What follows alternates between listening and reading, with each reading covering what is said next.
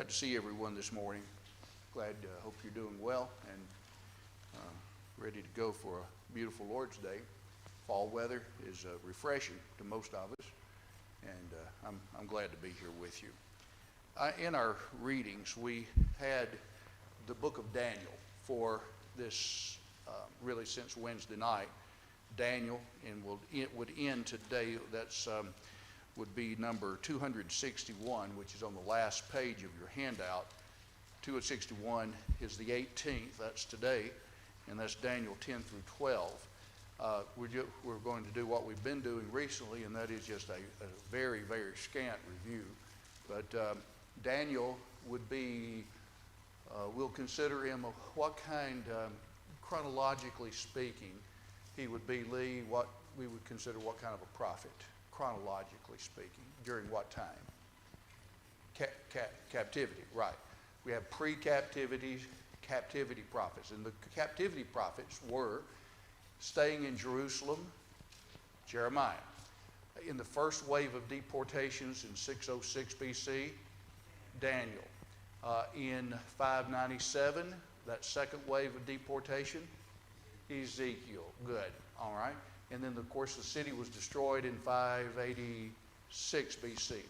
So Daniel is over there, and he must have been a fairly young man when he left. And the first 5 chapters deal with who is the world ruler here during this time. Nebuchadnezzar, the Babylonians. And then in 6 through the end, who?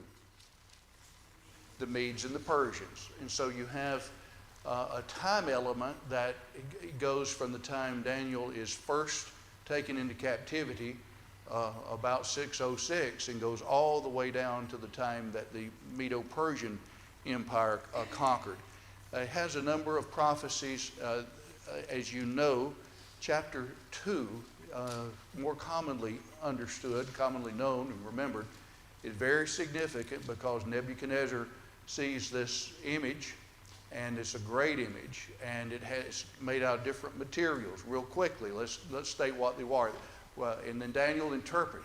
He has the dream. He forgets what the dream was. He calls all the satraps, and then they say, well, there's a fellow over here by the name of Daniel. And so he's brought in, and he says, okay, King Nebuchadnezzar, Nebi, you represent the, okay, Lee, I'm sorry. You represent the head of gold, and there's going to be a second kingdom inferior to you. That would be the Medo-Persian, breast and of silver, and then there will be a third that would go all over the earth, and that's representing the legs. That would be the Grecian or Alexandrian, the Grecian, and then the fourth would be that's right, feet and mixed with feet of iron mixed with miry clay and what, sweetie? And that would be the Babylonians. And so the Romans, thank you. The Romans, thank you. And so he said, during the days of those kings shall the God of heaven set up a kingdom that shall never be destroyed, nor shall the sovereignty thereof be left to another people, but it will break into pieces all these kingdoms, and it will stand forever. And so that's the kingdom of what? That's the kingdom of heaven, the kingdom of God on earth. Heaven's rule among men on earth.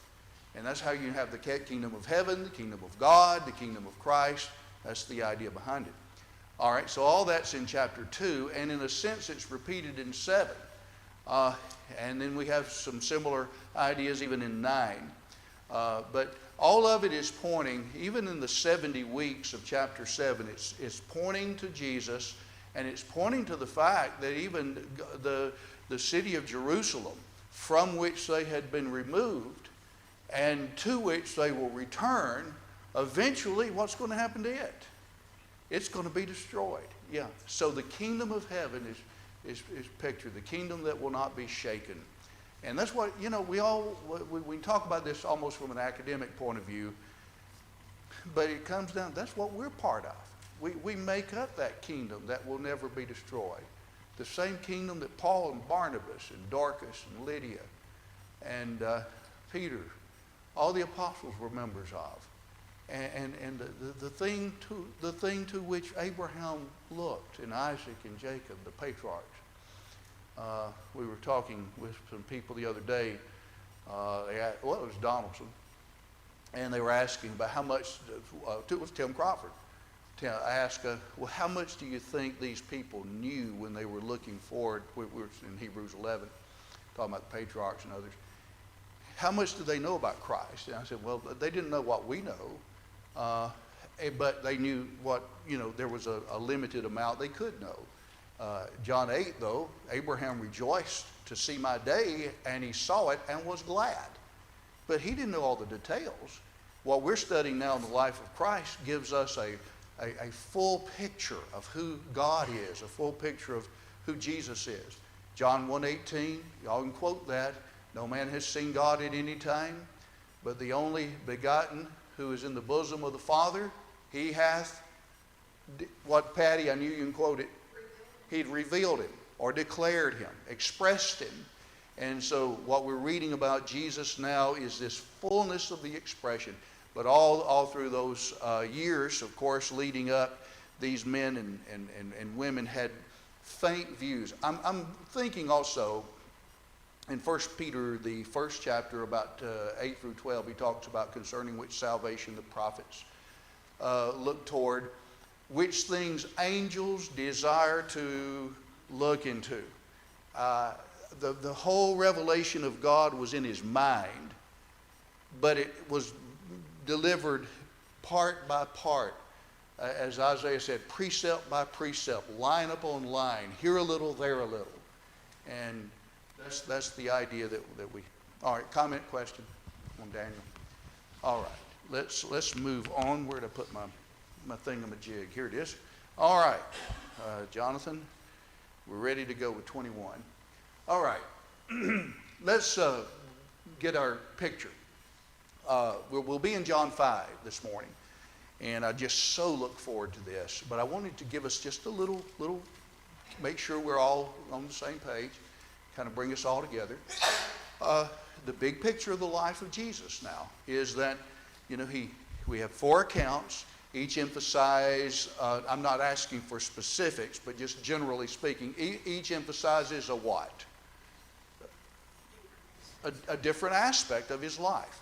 And going back to that idea about how in Daniel, bit by bit was added as the revelation of God proceeded. What we don't ever want to forget, what we're reading about now is the fullness of the revelation. The fullness of Paul said, using Paul's language in Colossians 2:9, in him, Christ, dwells all the fullness of the Godhead bodily. In bodily form, what he taught, how he acted, the conduct, what he said, this is in bodily form all that God is. And he represented that and stated that, declared that.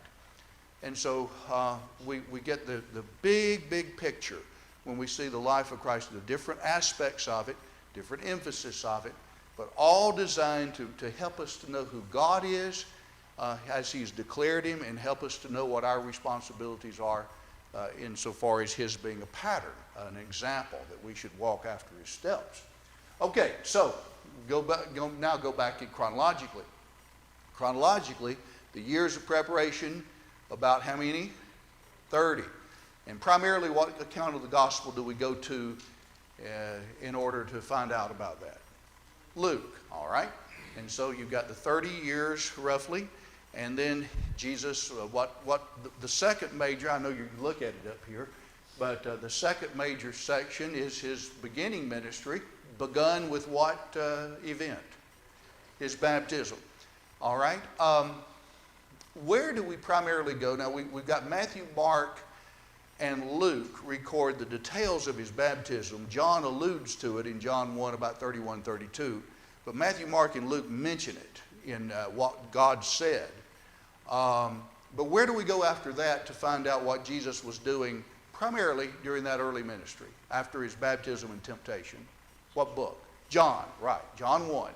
All right? You tell me, without looking at anything, let me do this. Here we go. Without looking at anything, you tell me, where would I find, let's do it the other way. Make it a little harder. You tell me what's in John 1 in essence. 1 through 18, known as, starts with a P. Prologue. All right? 19 through the end, disciples of John are pointed to Jesus. Who are they? You know that next question's coming. The 5, Andrew. No, not James yet. Andrew, well, he's not mentioned at least. Andrew, then the unnamed disciple, John, Philip, Nathaniel, and Peter. Good. Chapter 2. What's in that? He goes to Cana. Tell me what happens. Good. Then a quick trip for a few days, Capernaum. Then back to Jerusalem, where he cleanses the temple. 3, Nicodemus. Right. And then John's testimony about Nicodemus. What is the event happening where he's going to leave Jerusalem? John's put in prison. And so, but John has been up in where? Enon, near Salem, outside Samaria. And you know what's coming. The reason he was up there preaching was there was much water to baptize. All right. And there's a second reason that we put in our notes, went over, why he needs to leave the Judean area. Because the Pharisees are understanding he's doing what?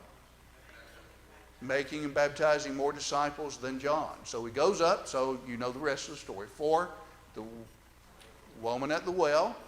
Then who are converted, or at least they brought to faith in Jesus, what little city there that's close by? Samaritans. Good. Then he goes to, starts with a C, Cana, and heals the nobleman's son at Capernaum. All right, I told you too much. That's 4. Okay, so he gets to Cana. He does that. And then he goes down, Luke 4, to Nazareth, where he identifies himself as the Messiah, and then they want to push him off. Cooper, you following all this, aren't you? You can just see. I know that's Luke 4, left-hand side of the page. He's ready to push him off the brow of the hill. Do you think like that, buddy? I don't know if y'all do. I was thinking about this early last week. I visualize, I can see in my mind's eye my Bible, the pages. I hope you do the same. And I see where it is. Now I might not recall everything, but I see it. My Bible has 2 columns. I can tell you what column, what page. It's left, right, left column, right column. And I just see it developing. And I tell you what, I know people like to use tablets and that kind of thing, but to use your own Bible and to be so familiar with your Bible that it helps you remember things. It helps you see the development of his life. And it just kind of, it does to me at least. It cements it there. I'll look at other Bibles and I think, I can't find the Great Commission in some Bibles that I have. I have to, but I know right. Anyway, okay, so that's 4. And then John 4, he goes to Nazareth. And then he comes to, after Nazareth, he's pushed off, or they try to push him off. He goes to Capernaum. And then we have what you see on the chart behind me with the specific events that we've been studying about in Galilee. He calls, now we have Peter, Andrew, James, and John. You want to remember the miracle that was attached to their calling. They were washing their nets, bending them, and then the catch of fish. Okay? Then Mark 1 specifies that. He teaches in the synagogue. And obviously that's going to be on a Saturday, Sabbath. And then he goes out and comes into Peter's house, and there's Peter's mother-in-law, and she's sick of a fever. So you got demons cast out, spirit world, disease. He tours Galilee, preaching and healing. And then in Mark 2, he heals the leper, creates a lot of excitement among the people, but we have first here the kind of the erosion of his popularity, at least among the Pharisees, and the more of the development of hostility Because he told the paralytic, son, your sins are forgiven. And he proved that he could do that by saying, take up your bed and walk. Right. All right. And then he heals the, that's where we're. Then he calls Matthew or Levi, whose occupation, tax collector. And he's so happy that he gets together a lot of his friends, his political allies, his publican friends, as well as other sinners, and they make a what? A feast for Jesus. And when that happens, Jesus and his disciples are feasting. John's disciples and some Pharisees come up, and the question is, why do your disciples feast while we're fasting? And so then we have the three illustrations with the bridegroom, and then old new garment sewn on a new piece of cloth, a new patch on an old garment. And the third thing was pouring wine in wine skins, old wine skins. So he defends that. And then we have where we were Wednesday night. He attends a feast like it's mentioned in Jerusalem. It's right by the pool of Bethesda, and it is by the sheep gate. It mentions it has 5 columns, and he heals this man who is lame. And what gives rise to the rest of the chapter really is he's done it on the Sabbath day, right? So he's come from Capernaum, this area of Galilee, down to Jerusalem. I wanted to show you some pictures that I have, and a map specifically stated. If you have your Bibles open here to John 5, the record says that it'd help if I got out Daniel. Then no wonder it looked wrong on the page there. In John 5, after these things, and the Waldrons make the point that there's the chronology is not real. John's point, he does establish a chronological line in John 2 with the Passover, and I think this is probably the Passover here in 5, one in 6, and then one in 11. But there's no tie to what's going on in Matthew, Mark, and Luke. So after these things, there was a feast of the Jews, and Jesus went up to Jerusalem. And there is in Jerusalem by the sheep gate a pool, which is called in Hebrew Bethesda, having 5 porches. In these lay a multitude of them that were sick or disabled. Some translations have blind, lame, withered. And some of your translations, the King James, will include verse 4, where for an angel of the Lord went down at certain seasons into the pool and troubled the water. Whosoever then first after the troubling of the waters stepped in was made whole with whatsoever disease he was whole in. And the next verse, some of your translations will have verse 3, then just skip to verse 5. And a certain man was there who had been 38 years in his infirmity. And when Jesus saw him lying and knew that he had been there a long time in that case, same that is in his physical condition, he said unto him, wouldest thou be made whole? Would you like for me to help you? Obviously. He said, sir, the problem is, he thought that the way he was going to be made whole was somebody would have to do what? Put him in the pool. When the water is troubled, there's nobody to put me into the pool. But while I'm coming, another steps down before me. In other words, it was first come, first serve, or every man for himself. And Jesus said, instead of saying, well, I'll help you into the water, he just says what? Take up your bed and walk. And so he had a little cot-like, and so straightway the man was made whole. He took up his bed and walked, and it was a Sabbath on that day. All right, I wanted to mention 2 or 3 things about the location and then show you some pictures that I took over there. Here is, you remember, this would be the Kidron Valley, as you notice. Always think to the east is the Kidron. Actually, if the map were turned just a little kind of cocked to the right, clockwise, it would be a little more. But you remember in Nehemiah, we studied about all the gates of the city. You remember that? That so-and-so was working on the various gates? Well, here is the sheep gate. It's up here in the northeastern corner of the temple, the sheep gate. And you notice here the Bethesda pool, or the sheep pool. It was not where the sheep would be bathed, but it's where water would come in and sometimes up through, just, we would call them warm spring, like Warm Springs, Georgia, Hot Springs, Arkansas. Yes, exactly right, Josh. And yet they were warm, bubbling springs, best we can tell.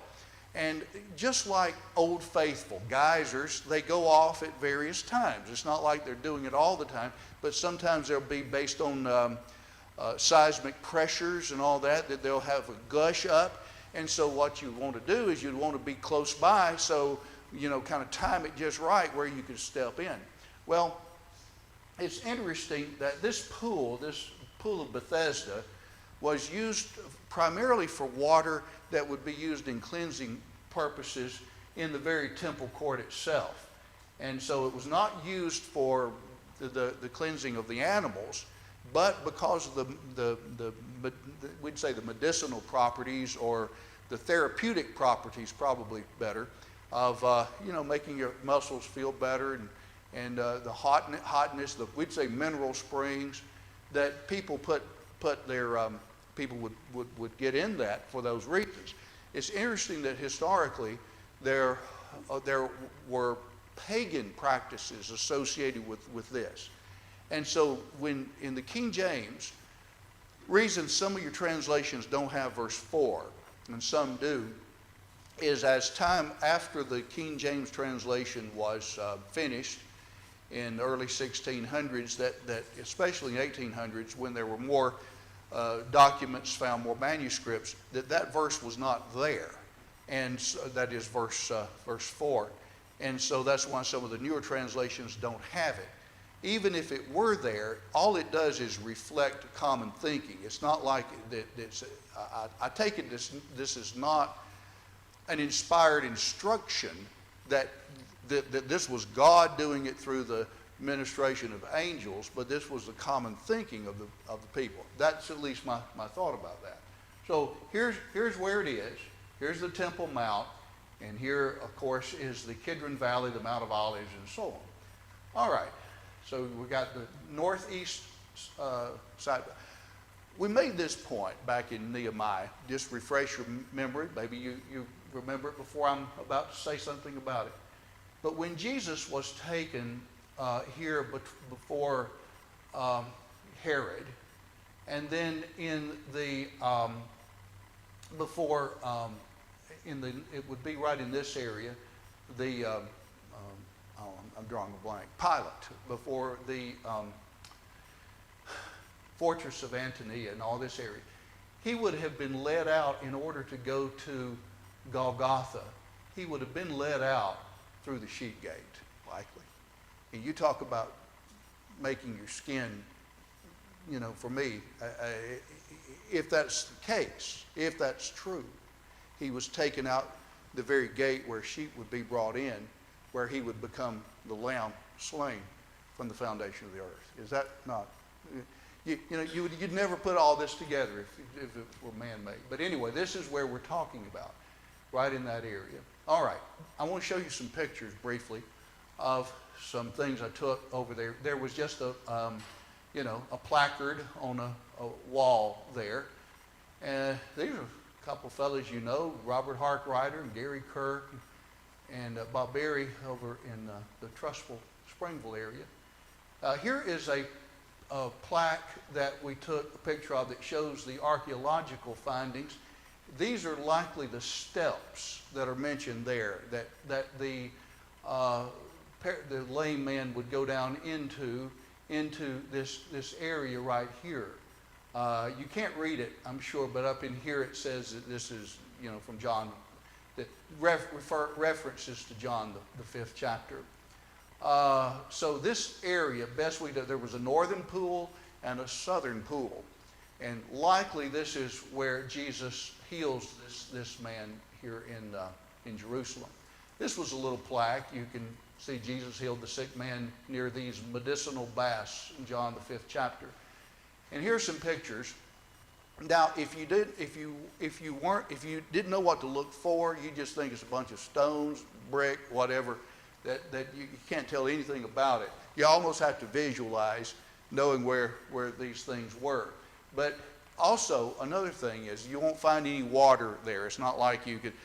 And the fact that when there's no water in some of these places, there's a little bit in the Pool of Siloam, which was south of the city. But the fact is that earthquakes, seismic activity, forms fissures in rock. And where you might have something that's a pool for 200, 300 years, then the earth shakes just right, and what happens? It all drains out. And that's what's happened here. But they still have, of course, some of the topography is such that you can tell about this. Now, here, the southern pool here is next door to it. This is one of the better pictures. And from what I remember, it's thought, there's a little plaque here you can see, it's thought that these formed the steps that were going down into the pool during the 1st century in that area right there. And so, of course, things have changed, things have broken off, but somebody would get there and help. And it was pretty deep. It was about 20 feet deep, 15, 20 feet deep. Here's another picture from a different angle of the same thing. So you could tell, the waters are gushing up, they're hot. And so those are just some ideas about what we're studying about. I think it's really, really helpful for us, especially with young people, to this is not once upon a time in a far away land. These are events, historical events, that happened in specific places, most of which we can go visit. And so there is the solid, this really happened, The fact that God said it should be sufficient. But, the Book of Mormon has a bunch of places, and this supposedly happened in South America and all. Nobody knows where they are because it's a fictitious story. And this is not. You can visit these places where all this happened. Yes, sir, Josh. Just real quick, is this a little bit part of what's it called, Hezekiah's Tunnel? No. Good question. Hezekiah's tunnel actually brings water from the Gihon spring to.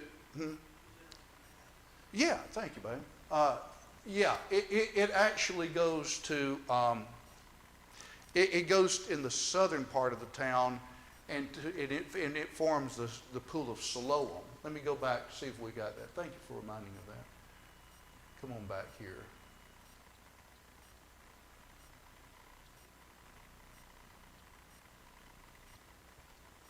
Here we go. Here's the Watergate, Hezekiah's tunnel, and then the Pool of Siloam. I'm drawing a blank. It should be right in. Yeah. Right in here. And so the Gihon Spring through the Hezekiah's tunnel forms that. It's one south of town. I don't know if you could remember it. Bethesda comes before S. B, S, Bethesda, Siloam, B up at the top. That's maybe a way to remember it. Like I am, use little memory devices for yourself. Anybody, that's a good point, Josh. I'm glad you brought it up. Anybody else on anything? Okay, let me fast forward through this. Okay, now, when we get into the chapter, we've had a lot of extraneous stuff here. Let's go on into the chapter. We read the first 9 verses about what happened, and we notice just that here's another case of a healing, but it's a different kind of a sickness, not a fever, not a demoniac, but here's a fellow who's lame, and it's on the Sabbath. Now in verses 10 through 17, we have the effect of this miracle on the Jewish leaders. Angela, would you read that for us? John 5, 10 through 17.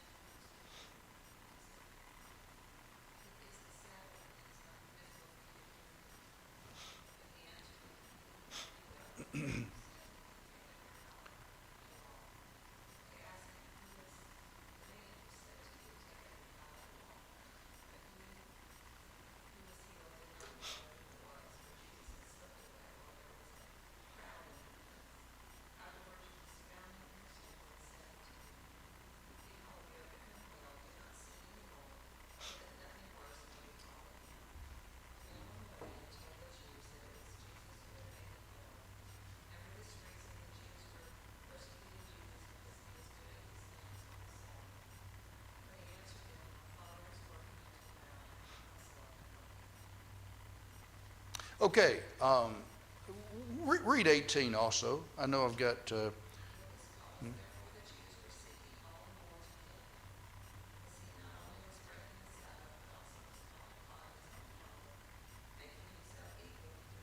Yes, making himself equal with God. All right, thanks, Angela.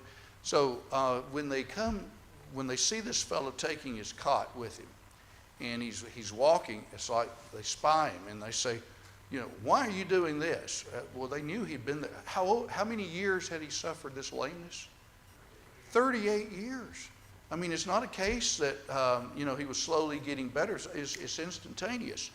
And so they said to him, hey, rather than say, hey, it's so wonderful to see that you've been healed. What happened? All they can see is a red flag because he's got his cot. He's taking his little bed on the Sabbath day. They're more concerned with the violation of really the traditions that they had developed relative to the Sabbath than they were on the fact of his being well. And then the related question would be, who did this? Who did this? Hey, obviously, as a prophet of God, that's the least you can say for him. And so, now, here's another case. Faith healers will say, in order for you to be healed, you've got to have faith, Well, then, what about this fellow? Did he even know who Jesus was? No. When Jesus said, would you like for me to heal you? He said, well, there's nobody to put me in the water. That's the first thing that you see, that he has no clue who Jesus is. And then when Jesus does it, then the crowd is there because it's a feast, the feast of the Passover. A lot of people mingling around, kind of like at a big football game or something. You get lost in the crowd real easily. And so but the Pharisees see him, and they immediately arrest him, so to speak, and say, why are you doing this? Why are you taking your bed? And all he could say, well, he who made me whole, the same said, take up your bed and walk. The fellow who did this for me said, you're violating the Sabbath. Who is this man? We got to get back to him. He's telling you to violate the Sabbath. And he didn't know. He that was healed knew not, verse 13, who it was, for Jesus had conveyed himself away from the multitude, being in the place. So the truth of the matter is, you didn't have to have necessarily faith in order for Jesus to heal you. A second thing we'll make up, I'm not going to forget you, Landon. A second thing is that there were, it mentions that back in verse 3, there were sick, blind, halt, or lame, and those who were withered, drawn over. And yet Jesus didn't heal them all. He picked out, there was a divine selection, so to speak, and he picked out one person to heal, which indicates the purpose of miracles was not to get everybody well over every physical problem, but simply to show that he was God's son. Yes, sir, Lynn. There's so much that we can make application to Yeah. today from this story. Yeah. You talk about the faith Mhm. leaders Yeah. of today. And the point that you just made, that he picks out that One person. And today they're lined up and it's Yeah. a big show. Yeah. We see Jesus just slips out Yes. here. But also we see in carrying his mat away, how often do we get caught up on the little things and miss the big picture? Yes. Yeah. Yeah, that's right. That's exactly right. And that's all they could see. They couldn't say, this has to be a miracle. We know he's been here, 2 generations, and he can't do that. Look, it seems like the Pharisees here are saying, we are the ones that tell you what you do, what you can't do. at Yes, certain times. exactly. And here's the one that's coming here and telling you to break all of our laws. Yes, yeah. We got to get with him. Yeah, he's. Jealousy seems to be really taking hold of you. Yes, he sure will. He sure will. That's why it was an accident that Jesus healed so many that got recorded on the Sabbath. Yes. I think you're exactly right. I've got a point on applications here a little later on that very thing, that what he is doing is basically showing their misunderstanding of not just the law in general, but the Sabbath day in particular. And all the traditions that they had made around that, they missed the boat. And he shows them that. And the ones that had the right heart would realize that. Yes, exactly right. Great point. When you see too now, going back on the Luke 5, Mhm. that's when the Pharisees are really starting to see what's going on. Yes. This is the beginning. This is the beginning. This is really, Mark 2 with the paralytic is the beginning of the hostilities. And the more Jesus will do, the harder hearted they will become. And he'll actually, through these miracles, there's several purposes being accomplished. I hope to have time to deal with that in just a moment. May not. Angela read all of the, down through verse 18, had some questions. Number 1 on page 44. In Jerusalem there was by the what gate? The sheep goat gate, and the pool was called the pool of Bethesda, house of mercy.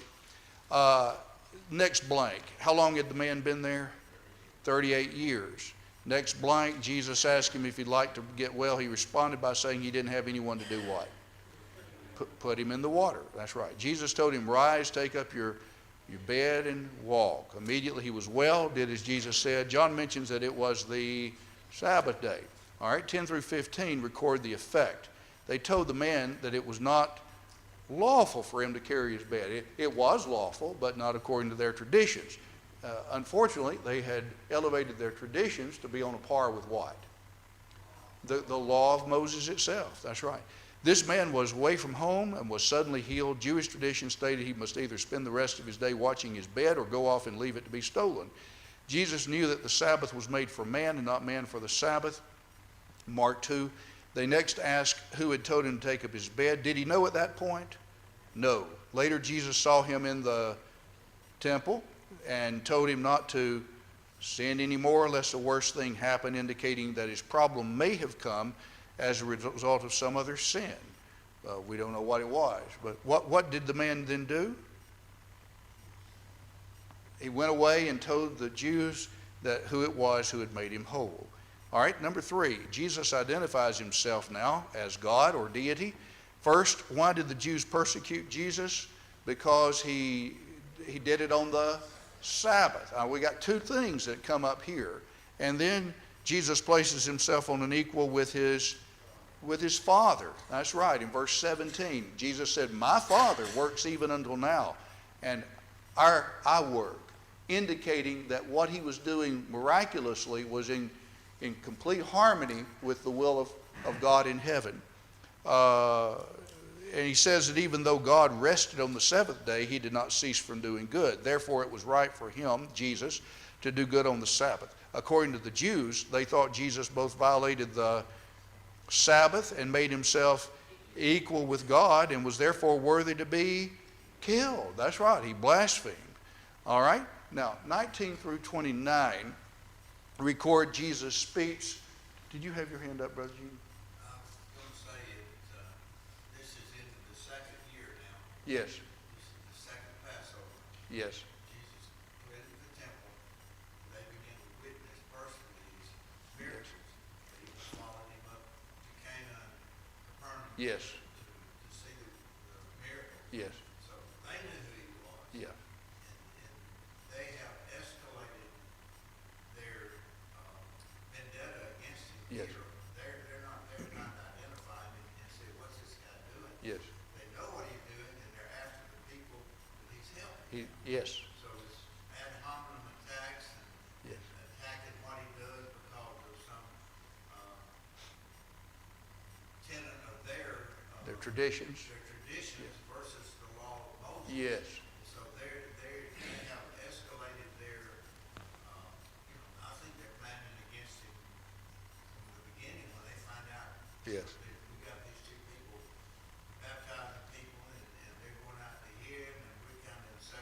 Yes, we got to stop this. And so the Yeah. jealousy, it just becomes apparent.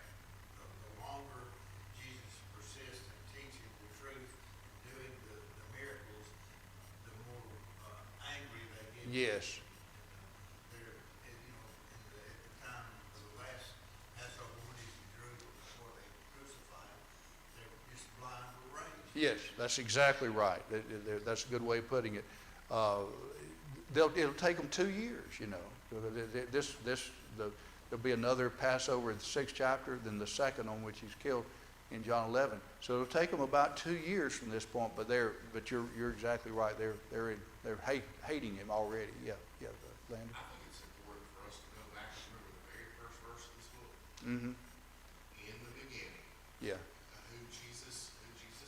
Yeah. And that he was with God, and as we're reading through this, they think that who he was. And John states that at the Yes. beginning of the book. And as you go through the book, you see that pop up Yes. throughout the book. And I think it's important. That very Oh, yeah, first verse yeah. is so important for us not to forget. Yes, that's exactly right. Good point. Good point.